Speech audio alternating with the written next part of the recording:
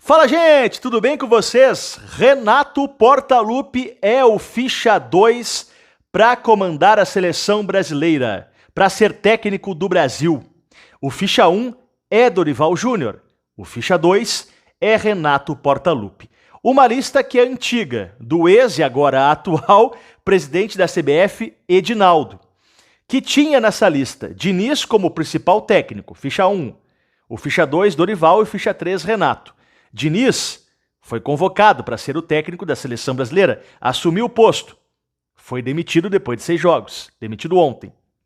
Dorival passa a ser ficha 1 e Renato passa a ser ficha 2. Essa é a lista.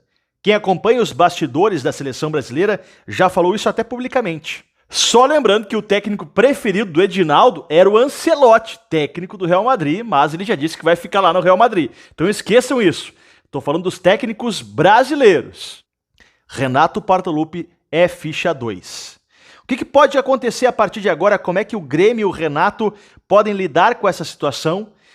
E se Renato não for chamado, e a tendência é que seja Dorival, e há um perigo que Dorival não aceite, Renato chegando no Grêmio, aí nós temos que falar o seguinte, o que nos interessa como gremista.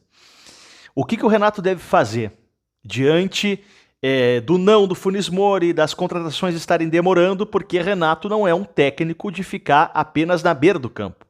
O Renato gosta de participar de todo o processo. Inclusive, pegar o telefone e ligar para jogadores. Vem cá, quer jogar no Grêmio?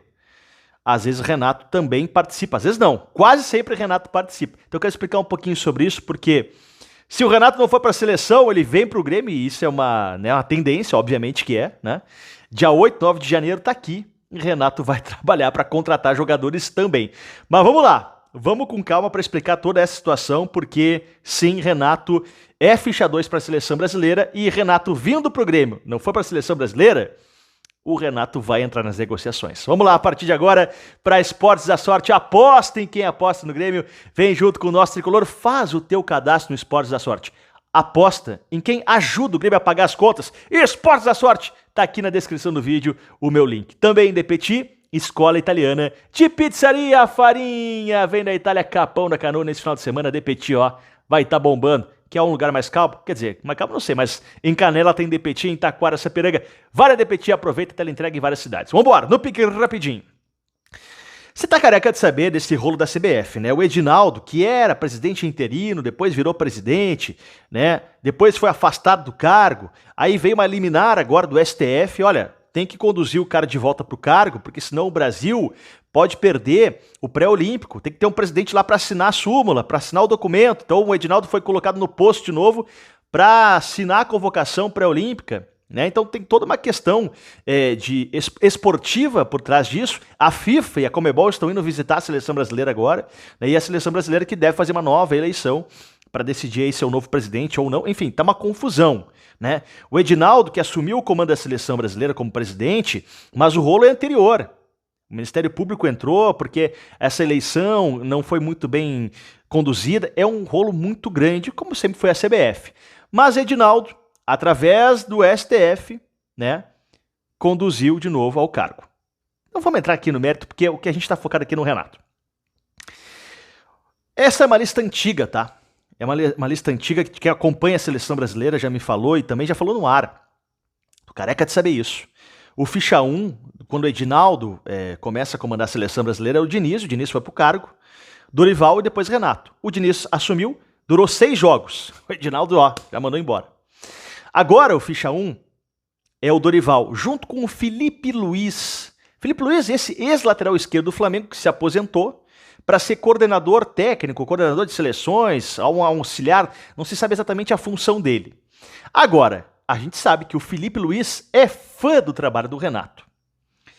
Então veja bem, além do Felipe Luiz tem mais a questão do Renato estar nessa lista de técnicos, né? E o Renato conseguiu aumentar o seu prestígio diante dos brasileiros e da seleção brasileira por ser o técnico que levou o Grêmio à vice-liderança do Campeonato Brasileiro, foi vice-campeão.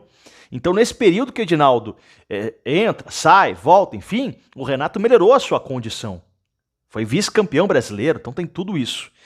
Há um risco do Dorival não aceitar. Por quê? O Dorival pode pensar, pô, tô aqui no São Paulo, Libertadores pela frente, tô fazendo um trabalho legal. Será que eu assumo a seleção brasileira? Daqui a pouco ele não aceita. E aí? Aí o Edinaldo vai para a lista dele lá. Quem é o segundo da lista agora? É o Renato? Chama o Renato. Aí vem a condição do Renato, tá? E eu já quero falar do Renato no Grêmio também. O Renato, ele tem um sonho muito claro, e não esconde de ninguém, de ser técnico da seleção brasileira. No contrato do Renato, e possivelmente está nesse também, mas no anterior estava, tinha lá no contrato do Renato, ó, se a seleção brasileira me chamar, eu saio. O Renato não tem multa. Nem o Renato paga multa pro Grêmio, nem o Grêmio paga multa pro Renato. Se o Renato for demitido, ou se ele sair, ele sai sem pagar nada. Então sim, o Renato quer dirigir a seleção brasileira. O Renato tem o sonho. E isso é algo concreto a partir do momento que ele é o segundo da lista. Beleza? Beleza. Vamos lá, Dorival assumiu a seleção brasileira, o Renato ficou lá de stand-by, não é o técnico da seleção, certo? O Renato vindo pro Grêmio, quero falar sobre isso. Pra Mais Ágil, antecipe agora mesmo o teu FGTS com a Mais Ágil. Você tá apertado, quer pagar alguma conta? Antecipa o teu FGTS com a Mais Ágil, mas tem que ser pelo link do Careca que tá aqui na descrição do vídeo. Mais Ágil, credibilidade e agilidade para antecipar o saldo do teu FGTS. Renato vindo agora, o Grêmio se reapresenta dia 9, né? Mas dia 8 tem... os jogadores chegam para fazer exames na próxima segunda-feira e terça-feira, sim, tem a apresentação, né? O discurso, aí depois eles vão programar do correio e tal. O Renato, ele é um treinador que tem personalidade e a gente está careca de saber disso. Se o Renato vê que o negócio não está andando bem nas contratações, o Renato sim pega o telefone e liga para os jogadores. Ó, vem cá, quer trabalhar comigo? O Renato já fez muito isso. Deu certo, algumas vezes deu errado. Né? A gente pode pensar que no que deu certo, o Cícero foi o Renato que trouxe, fez o gol da final da Libertadores em casa, na Arena. Né? E outros jogadores também não deram certo. Né? Acontece. Mas o Renato é um cara que participa. E aí o Renato vai ligar para os caras que ele conhece, tem intimidade, e vai tentar contratar. Se o negócio não estiver andando muito bem. Né? Mas eu ainda acredito muito nessa direção que, pô, tem que ter credibilidade, tem que acreditar, na verdade, né? Eles têm crédito. Desculpa, a palavra certa é crédito. Porque trouxeram o Suárez, trouxeram bons jogadores. A janela do meio do ano foi ruim. Essa não terminou ainda. Eu não quero aqui ser definitivo para criticar, mas, enfim, a gente está preocupado. Mas tem crédito à direção ainda, mas estamos preocupados, a janela não fechou ainda. Então o Renato ele vai participar sim das contratações. Vai participar. Então é isso que vai acontecer a partir do momento que o Renato volta a Porto Alegre e aí sim começa, olha, pá, tá faltando centroavante, vem cá. Como é que tá aí a direção? Pá, tamo enrolado aqui com o Aboubakar, Funes Mori não veio, só um pouquinho, eu vou ligar aqui para alguém que eu conheço e tal. O Renato é assim, né? E tem um lado bom disso também, porque ele faz acontecer. Essa é a situação do Renato aqui. Agora não esqueçam, tá? O Renato é o ficha 2 para a seleção brasileira. Essa é uma lista antiga. E lembrando que o Renato ganhou prestígio por ser o técnico que levou o Grêmio a ser vice-campeão brasileiro. Gente, tamo junto.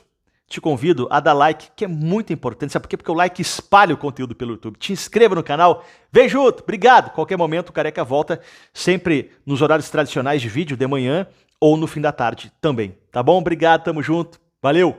Vamos, Grêmio!